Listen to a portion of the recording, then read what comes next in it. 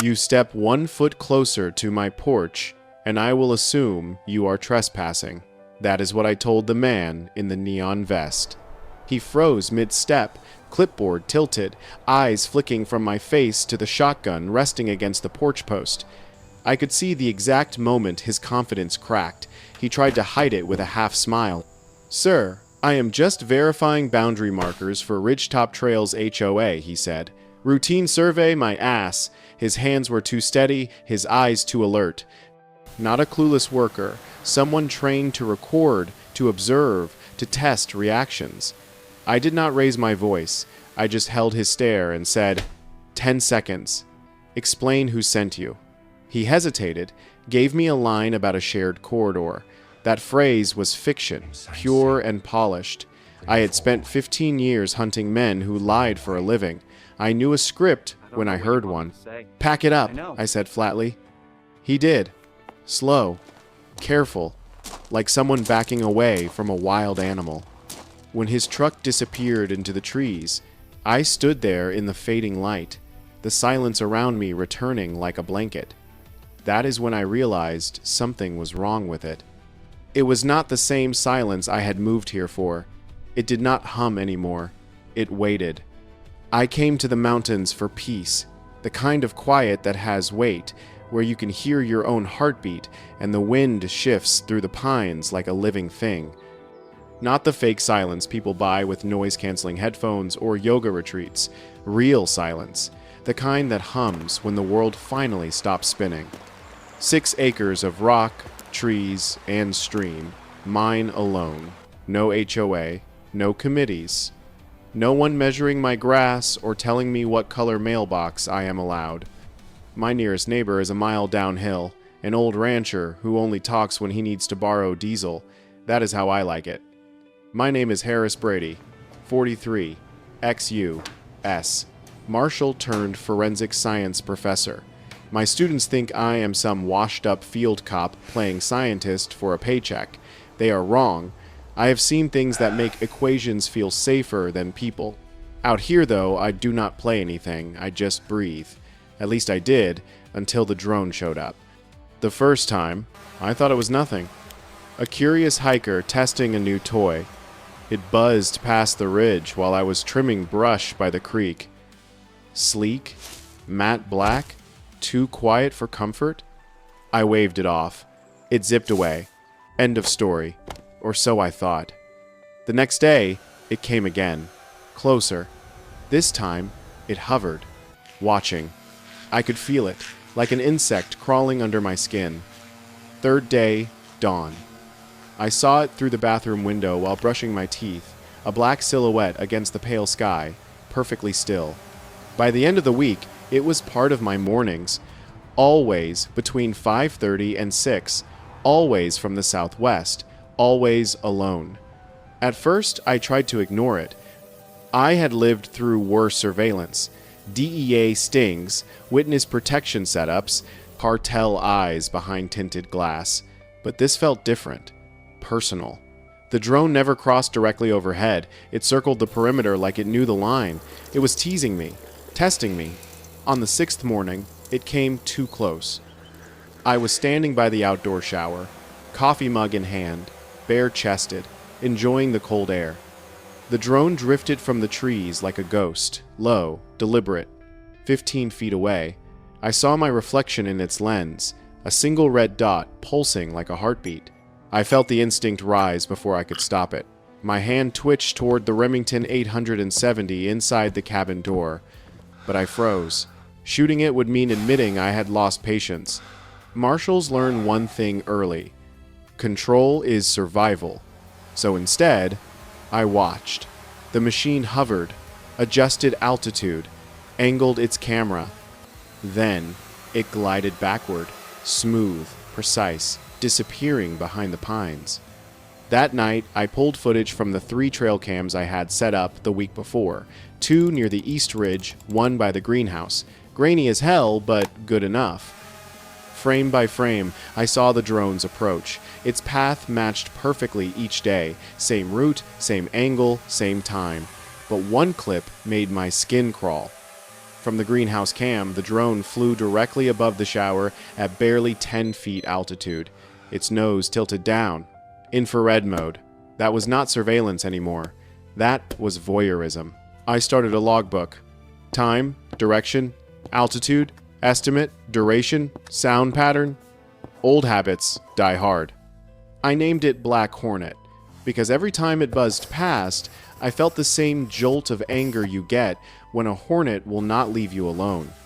I ran a thermal scan of my property from my own drone, commercial grade, registered, FAA legal. Nothing abnormal, no ground signal emitters. Whoever was controlling it was not nearby. The drone's signal strength indicated remote piloting, likely long range, military-grade controller, or modified setup. That narrowed it down. The following morning, I tried to track it. Hopped on my ATV, rode through the ravine. The sound bounced through the trees like an echo. Impossible to pinpoint. Then, silence. I reached the ridge, killed the engine, and waited. After a full minute, a faint glimmer of movement caught my eye, just a black speck rising above the tree line, accelerating west. Gone. Whoever was piloting it was not an amateur. The movements were tactical, banked turns, altitude shifts, someone trained. Probably not law enforcement. I would know the pattern. Private, maybe hired. That night, I could not sleep. Every creak of wood, every gust of wind sounded mechanical. The silence was gone. The next morning, I did what I do best. Built a case. Evidence first, emotions later. I compiled footage, GPS logs, sound recordings. I measured the patterns against known flight ranges of civilian drones. Whoever was operating Black Hornet was using illegal signal amplifiers. That alone was federal territory. I set more traps, motion sensors hidden under bark, paired with thermal cameras disguised as birdhouses. I even rigged a decoy device near the stream, a fake Wi-Fi signal broadcasting open metadata to lure any scanning systems. Then, nothing. For 4 days. No drone. No hum. I started thinking maybe it was over, until the envelope came. White, clean, no return address, sitting in my mailbox like a snake coiled in plain sight. The paper was heavy, the kind used for business letters or lawsuits. Inside, 1 page. Ridgetop Trails HOA Board Compliance Committee. I actually laughed, out loud. My nearest neighbor was a mile away, and there was no HOA jurisdiction within 3 miles of my coordinates. The letter accused me of non-compliance with visual standards of the forest corridor and failure to align with community aesthetic expectations. It ended with, corrective action will be requested pending review. Corporate theater at its finest. Still, I called the county assessor's office. Old habit, verify everything. The clerk confirmed it. Sir, your property is legally outside any HOA overlay. They have no authority. I recorded the call, thanked her, and filed it under Evidence Stage 2. 2 days later, the white truck rolled in. Same neon vest, same fake politeness. Routine boundary recheck, he said. I let him. I wanted to see what he would do. He set up his scanner near the southern fence, right next to the cedar gazebo I had built last summer, the same area the drone had obsessed over. I watched from the porch, silent, taking photos of his every move. The angle of his scanner was not level. It was downward, aimed at the gazebo foundation. Not measurement, observation. He left after 15 minutes, drove straight toward the Ridgetop Trails entrance. That night, I checked my trail cam again. He had paused, exactly where I expected. Bent down, aimed his scanner, and took a still shot. That confirmed it. Someone was mapping me. That was the moment everything clicked. The drone, the letter, the survey, all connected. It was not curiosity, it was reconnaissance. So I decided to bait the trap. Using my old GIS software, I printed a fake property overlay showing a non-existent boundary discrepancy near my southern fence. I marked it County Appeal, Boundary Error, and left it inside a folder on my outdoor workbench, just visible enough for any camera or drone to see. I added a watermark visible only under infrared light. If they referenced it, I would know, and I was right. 4 days later, another letter. Same paper, same font, same smug tone. This time, it cited new geospatial data claiming my gazebo extended into a communal green zone, a zone that did not exist anywhere except on the fake map I had planted. They had taken the bait. Now I had proof. Fabrication, collusion, illegal surveillance. This was not an overreach anymore. It was a war. I poured a whiskey, sat on the porch, and watched the last light die behind the ridge. The air was cold enough to sting. Somewhere out there, someone thought they were watching me. Someone thought they could intimidate me into compliance. They had picked the wrong man. When I say they picked the wrong man, I mean it. Some people retreat when they are watched. They hide, close curtains, hope the threat gets bored and moves on. I have hunted those kinds of people. Fear makes them predictable. But me, I do the opposite. I plan. I bait. I document. That night, the air was razor cold, moonlight slicing through the trees like steel. I set my trap in silence. A fake folder marked County Appeal, Boundary Error lay open on the workbench under the porch lamp, half covered by a folded topographic map. It looked natural, almost forgotten, the kind of thing you leave after reviewing property lines. Only this one was designed to catch thieves. Inside, I had printed coordinates, my invention, showing a southern boundary shift of 12 feet into shared corridor land. I even included a red seal from the county recorder's office. Except the seal was inverted, mirrored, something no legitimate document would ever have. If anyone duplicated it, the mistake would mark them. The first night, nothing. Second night, faint buzz around 5:41 a.m. I stepped onto the porch with my coffee, pretending to stretch. The sound faded. Maybe I had imagined it. The third morning, I did not have to imagine. The Black Hornet returned. It appeared from the west ridge, rising out of the mist like a mechanical bird. This time, it was slower, more deliberate. The hum was softer, different rotors, maybe a repaired unit. I stayed perfectly still, leaning against the porch post. It hovered for a moment above the workbench. Then the lens tilted down, right on cue. Infrared scan. The watermark would glow like a beacon on its feed. Got you, I thought. I did not move until it drifted back into the trees. The moment it vanished, I exhaled through my teeth and walked inside. Downloaded the trail cam footage. Perfect shot, its lens reflecting my folder. Timestamp logged, proof they had copied it. By noon, another envelope. Same cheap theater. This time, the letter referenced boundary concerns discovered through updated GIS data. Word for word, it mirrored my fake document. That is when I knew the game had changed. Whoever they were desperate. When cornered animals get desperate, they make mistakes. So I pushed harder. I filed the evidence, folder photos, drone flight data, letter scans, under Operation Hornet, old habits. I even started case numbering, 01 surveillance, 02 correspondence, 03 field intrusion. My hands moved automatically, the way they used to during active investigations. The part of me I had buried, the marshal, was awake again. That night, I sat by the fire with the files spread out across my table. Every pattern screamed intent. The drone was not random. The letters were not bureaucracy. It was organized. Reconnaissance disguised as enforcement. And every thread led back to one name printed on those letters, Ridgetop Trails HOA, an organization that, on paper, had no jurisdiction here. That meant only one thing. Someone inside wanted my land badly enough to fake authority. I did not have to wait long to confirm it. The fourth morning, I woke before dawn. The mountain air was thin, the kind that cuts your lungs and clears your mind.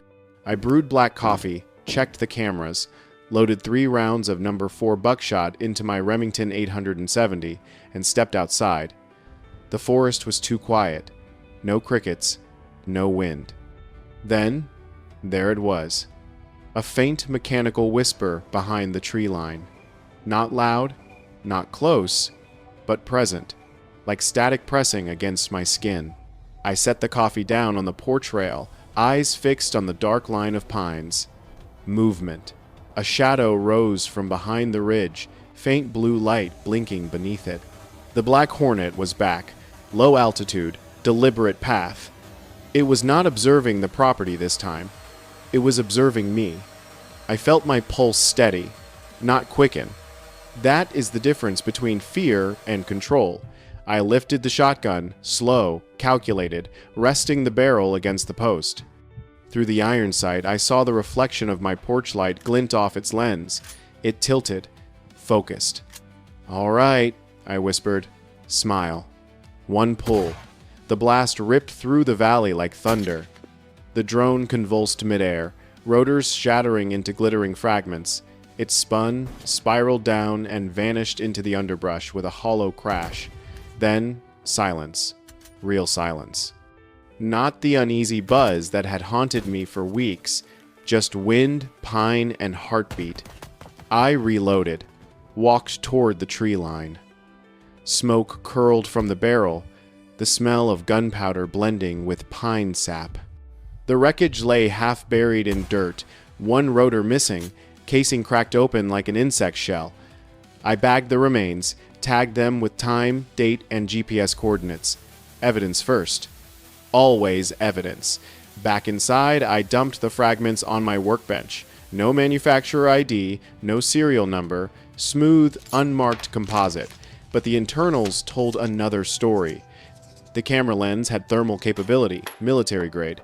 The circuit board carried an expanded power cell, something not available commercially. Whoever owned this was not buying from Best Buy. I pulled the SD card, slotted it into my reader.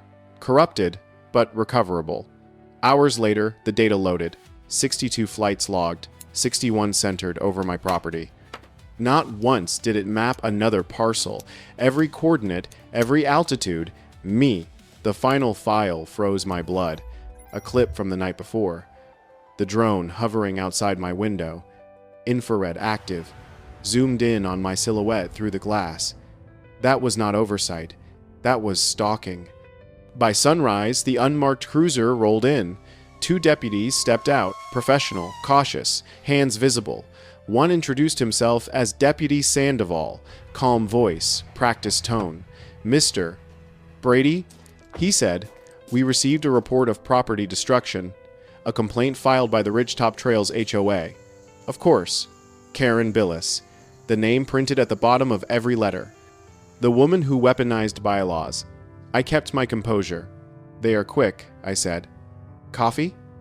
They hesitated, but followed me to the porch. I laid out the drone wreckage on the table, beside my laptop.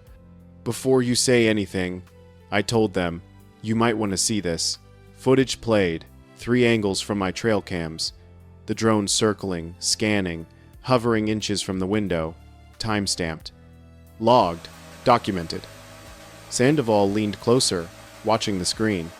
"That is invasive," he muttered. "Illegal," I corrected. "Federal airspace violation." 14 CFR, Part 107, unlicensed operation, no identification beacon, night surveillance without line-of-sight control. Add trespassing, harassment, and you have got yourself a case. He nodded slowly. His partner scribbled notes. "Miss Billis claimed it was a routine boundary survey drone," Sandoval said carefully. I laughed. Could not help it. Routine survey does not involve filming someone in the shower. He blinked, then looked back at the footage. "You are former law enforcement, are you not?" "U.S. Marshal," I said. 15 years. I know evidence when I see it." They exchanged a look, professional respect mixed with unease. "We will include your footage in the report," he said. "Might take some time for this to move up the chain." "Time I can handle," I said. "Intrusion I cannot." He gave a small nod. "Cannot blame you there." After they left, I stood on the porch for a long while. The morning light crept over the ridge, painting the trees gold. No hum, no movement, just the smell of gun oil and mountain air. But I knew better than to relax.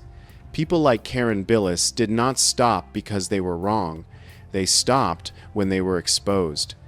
I poured another cup of coffee, looked at the empty sky, and whispered to no one, "Round 2 starts now."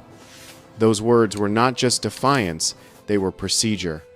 The way I had said them reminded me of my old task force days, right before a breach, except this time I was not hunting fugitives. I was hunting bureaucrats with drones. That morning, I disassembled the wrecked drone on my workbench. My gloves squeaked against the carbon shell, fingers moving slow and deliberate. Years of evidence handling never left my bones. Every screw, every wire, I photographed and bagged. The casing had a serial cutout, professionally filed off. Inside was a high-capacity SSD, military-grade insulation, heat shielding. Whoever funded this wanted it to survive a fall. I pried it open. Static popped across my fingertips. The data module blinked, encrypted but alive. I booted my old forensic laptop, the same one I had used on federal cybercrime cases, and plugged in. The screen flooded with hex data. I leaned closer. Timestamps, GPS logs, thermal footage, 61 separate missions. Every flight circled one coordinate, my house. Not a single deviation, no neighboring parcels, no forest line surveys, nothing but my property. The footage hit like a gut punch. At 2:07 a.m., the drone hovered 15 feet outside my upstairs window, thermal lens zoomed in. Frame by frame, I saw the pale glow of my body through the glass. Another clip, me at the fire pit, unaware. Another, me in the outdoor shower, lens trembling as if the operator's hands were shaking. That was the moment rage stopped being emotional. It became tactical. I copied everything. 4 backups, 2 encrypted drives, 1 cold SSD, 1 physical logbook. Evidence was not evidence until it existed in 3 places you did not live. I dropped 1 copy in a safety deposit box, 1 mailed to my attorney in Denver, another compressed and sent to a contact in the state attorney general's office. The 4th I kept on my encrypted RAID. Then I called in a favor. David Chen, a sharp attorney I had met years ago during a joint task force operation involving white-collar extortion. He was not just smart, he was vicious in a courtroom. "David," I said when he answered, "how do you feel about HOAs playing CIA?" He paused. "What did they do this time? Illegal drone surveillance? 61 separate incursions? Military-grade equipment. Targeted an ex-federal officer's property. Silence. Then I will clear my afternoon." By noon, I had the full report typed and time-stamped. Operation Hornet, Phase 2. Every drone coordinate. Every timestamp. Cross-referenced with letter arrivals. I attached stills from the thermal videos labeled Invasion of Privacy Exhibit A. David called back that evening. "This is a slam dunk," he said. "You have got trespass, wiretapping, harassment, FAA violations, and unlawful surveillance under Colorado Penal 189304. This is not just civil, it is criminal." "I am not after money," I said. "I am after exposure." He laughed softly. "You are after both. Let us not lie to each other." He was not wrong. The next step was confirmation. Surveillance always leaves residue. If they had been watching from above, odds were they had been tracking from below too. So I swept my truck. When I was with the marshals, we used portable RF detectors to scan suspect vehicles. I still had one, old, scratched, but reliable. I walked slow circles around the Ford, meter in hand. At first, nothing. Then a faint pulse under the rear bumper. I crouched, pried open the dust panel, and there it was, a small magnetic tracker. Military-grade casing again. Not your eBay toy. I unscrewed it, slid it into a lead-lined evidence box, and labeled it 04 Tracker. The number on the SIM chip was what tied everything together. It pinged through a shell company out of Santa Fe, Everline Property Solutions. A quick database check through a private investigator friend confirmed what I suspected. Everline was registered to a consulting address belonging to Ridgetop Trails HOA. They had moved from harassment to criminal surveillance. 3 days later, a sheriff's cruiser rolled into my driveway again. Different deputy this time, younger, nervous. He handed me an envelope. "Mr. Brady, you have been served." Inside was a subpoena. Karen Billis, chair of Ridgetop Trails HOA, was suing me for destruction of property and interference with community infrastructure.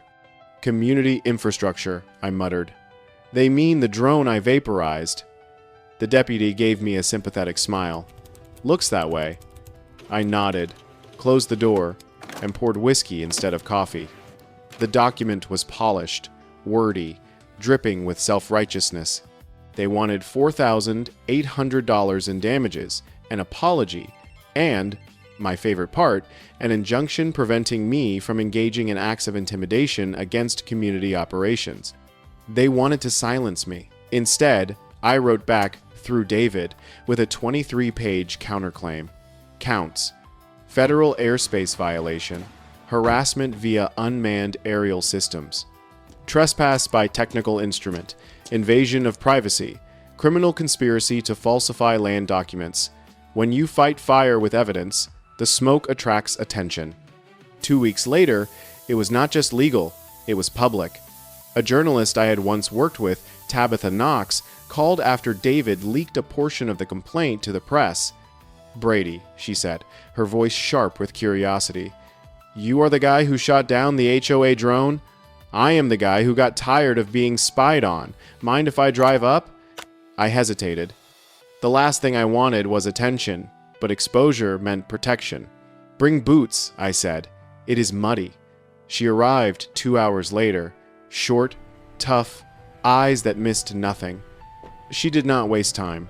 I laid everything out: drone wreckage, footage, letters, tracker, fake plat maps. When she saw the thermal clip of the drone peering through my window, she swore under her breath. "They are cooked," she said. "Not yet," I answered. "Cooked means convicted." Her article hit 3 days later. Drone Wars, HOA, accused of illegal surveillance targeting ex-marshal. Within hours, it went viral. HOA watchdog groups picked it up. Morning shows debated privacy versus property law. My inbox flooded. Homeowners across the country sharing similar horror stories. And then, the dominoes started falling. The county district attorney subpoenaed Ridgetop's office records. I knew it would be bad, but not this bad. In a locked cabinet, they found 6 folders labeled by street address, not names. Inside, printed drone photos, license plate snapshots, infrared stills. Mine was one of them. A red circle drawn around my head in one image, captioned, "Subject inactive, 6:43 a.m." The trial began 6 months later in Cabra County Courthouse. The air inside felt stale, recycled through decades of bad ventilation. I sat at the defense table beside David. Across the aisle, Karen looked smaller without her power suit armor, just another bureaucrat stripped of illusion. Her lawyer was jittery, underprepared. He tried to argue good faith intent that the drone was community oversight equipment, but he could not argue around the thermal footage. The judge, an old federal appointee named Wexler, was not impressed. When it was my turn to testify, I kept it simple. I bought my land specifically because it was exempt from HOA jurisdiction, I said. Over the course of 3 months, I was digitally stalked, photographed in private spaces, tracked, and sent falsified legal notices, all by a board I never consented to join. David cued the video, the drone hovering outside my window. The room went silent. You could hear the servos whine through the courtroom speakers. "That," I said, pointing at the screen, "is not community oversight.